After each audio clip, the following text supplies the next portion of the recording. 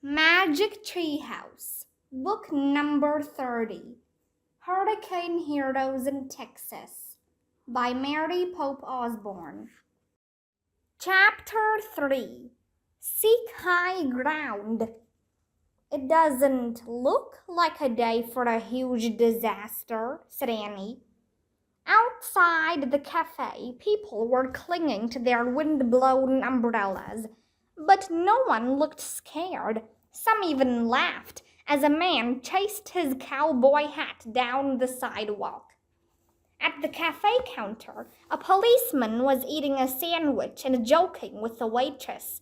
He didn't seem worried. No one seemed worried. Customers were cheerfully chatting with each other or reading newspapers. "What does the newspaper say?" asked Annie. "I'll check," said Jack. He jumped up and grabbed a copy of the Galveston Daily News from an empty table. He sat back down and scanned the front page. Near the bottom was a small headline, "Storm in the Gulf." "Listen," Jack said to Annie. He read aloud.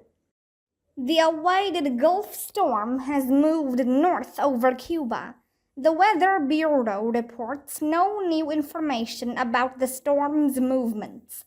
Most likely, it changed course before reaching Texas." Jack put down the paper. "That's so wrong," he said. "It's heading straight for Galveston." "I don't get it," said Annie. "Why doesn't the Weather Bureau know that a terrible hurricane is coming?" "I guess because in 1900 they didn't have radar or satellites," said Jack. "They didn't have computers or TV or weather apps or—" "Okay, got it," said Annie. Jack picked up their book again. His heart was racing as he read aloud. On September 8th, Galveston was completely unprepared for a terrible hurricane.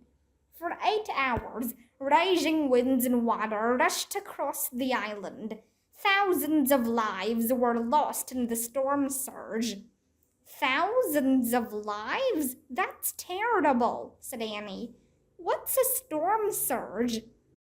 "It's when high winds push the ocean water over land," Jack said. He kept reading.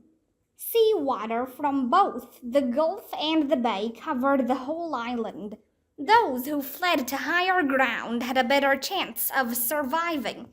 Many found safety in tall, sturdy buildings, such as the Tremont House Hotel and the Ursuline Academy. "Morgan's message makes perfect sense now," said Annie. "We have to help people. We literally have to tell them to seek high ground now and do not delay." She turned back to the elderly couple at the next table. "Excuse me, but we have information that a powerful hurricane is coming here today," she said. "Everyone needs to seek high ground."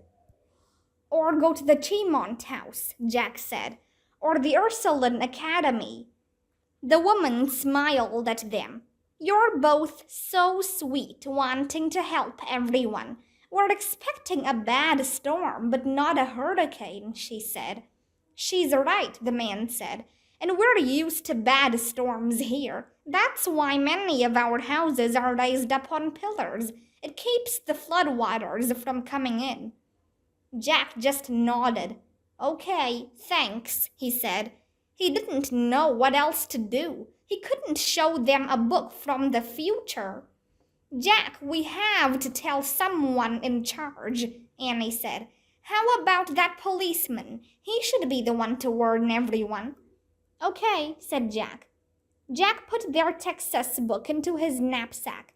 Annie grabbed their umbrella. They hurried over to the policeman. "Excuse me, sir," said Annie. "We have reliable information that Galveston is about to have the worst natural disaster in U.S. history."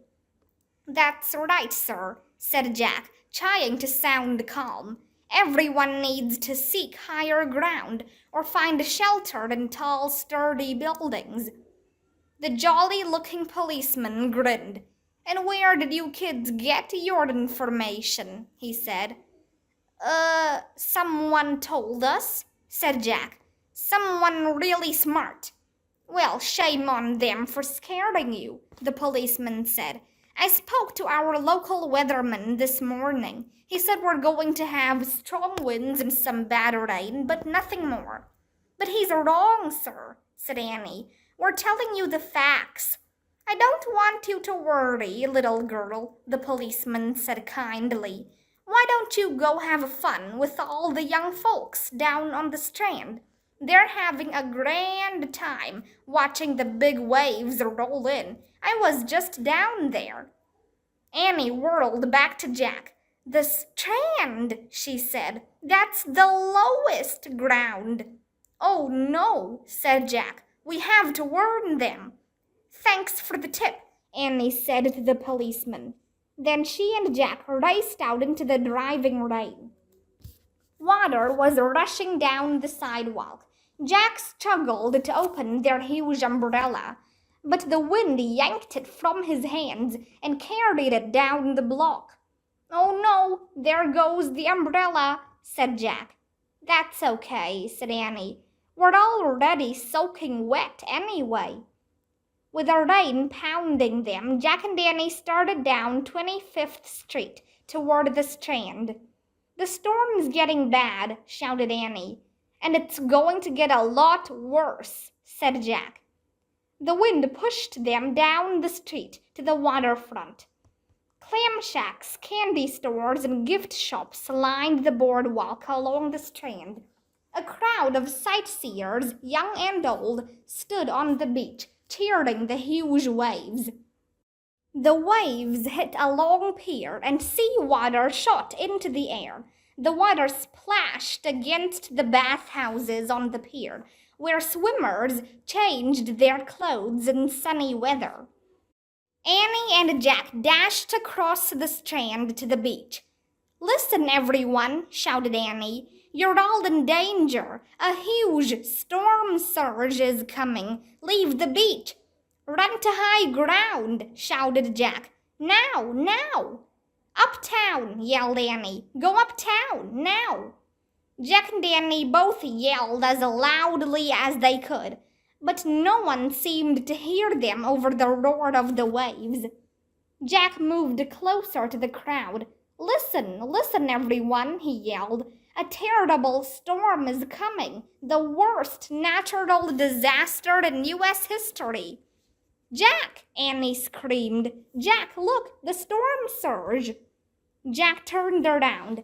Out at sea, the waves were gigantic. The storm surge had begun.